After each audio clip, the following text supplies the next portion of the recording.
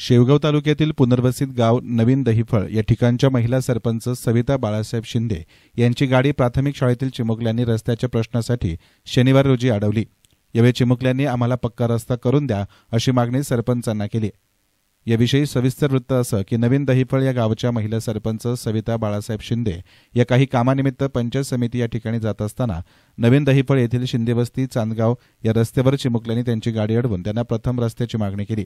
यावेळी सरपंचांनी चिमुकल्यांना मी शासन दरबारी स्वतः गावची सरपंच या नात्यानं मागील वर्षी पुनर्वसन मंत्री अनिल पाटील यांची प्रत्यक्ष भेट घेऊन रस्त्यासह अनेक प्रस्तावित प्रश्नाचे प्रस्ताव सादर केले आहेत असं सांगून त्यांना दिलासा दिला।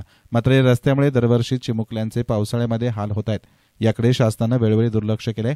सरपंचांना प्रत्युत्तर म्हणून या चिमुकल्यांनी आमची भेट मुख्यमंत्री साहेबांशी घालून द्या, आम्ही साहेबांना आमचे प्रश्न मांडू अशी साथ घातली आहे। पुनर्वसित गाव असूनही अद्यापपर्यंत गावाला प्राथमिक सुविधा देणारे उपयुक्त असणारे रस्तेही प्रशासनाकडून देण्यात आलेले नाही। त्यामुळे गावातील नागरिकांना, विद्यार्थ्यांना तसेच वयोवृद्ध व्यक्तींना पावसाळ्यामध्ये येण्या जाण्यासाठी अनेक संकटांचा सामना करावा लागत आहे।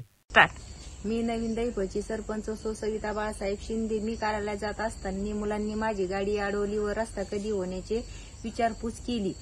तुमच्याकडून जर रस्ता होत नसेल तर आम्हाला मुख्यमंत्र्याकडे घेऊन चला अशी मागणी केली। मी लवकरात लवकर मुलांना मुख्यमंत्र्याकडे घेऊन जाणार आहे। एस9 मीडियासाठी प्रतिनिधी संदीप देहडराय, शेवगाव।